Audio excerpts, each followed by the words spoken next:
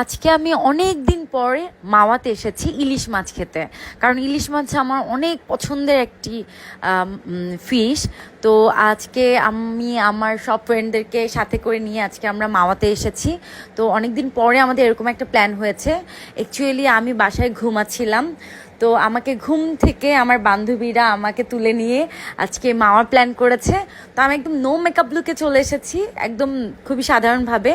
তো এসে আমরা প্রথমে একটা ডিমওয়ালা ইলিশ মাছ আমরা অর্ডার করেছি। তো অ্যাকচুয়ালি আমাদের দুইটা ইলিশ মাছ ছিল, কিন্তু ইলিশ মাছের সাইজগুলো অনেক বড় ছিল, আর ইলিশ মাছের ডিমটাও অনেক বড় ছিল। আচ্ছা এনিওয়েজ, আমার এখনই খেতে ইচ্ছে করছে, কারণ আমি অনেক ক্ষুধার্ত। অ্যাকচুয়ালি আমি না, আমার সব ফ্রেন্ডসটাই অনেক ক্ষুধার্ত, কারণ রাত তখন 3টা বাজে। এত রাতে আমরা না খেয়ে মাওয়াতে এসেছি শুধুমাত্র খাবারের জন্য, ইলিশ মাছ আর ভর্তা খাওয়ার জন্য। তো জয় ইলিশ ফ্রাই করছিল, তো যখনই দেখলো যে তেল ছিটা শুরু করেছে জয়, তারপর চলে গেছে। তা আমার বান্ধবী নীর আর আমি মিলে ইলিশ ফ্রাই করছিলাম। তো খুব ভালো লাগছিল, অনেকদিন পরে ইলিশ ফ্রাই করছি।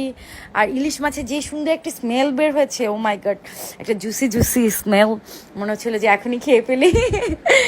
তো আমাদের একটা তেল ছিটে যাচ্ছিল, তো একটু তো ভয় লাগেই, কারণ আমাদের ওইভাবে প্র্যাকটিস নেই, সবসময় তো এইভাবে ইলিশ ফ্রাই করা হয় না।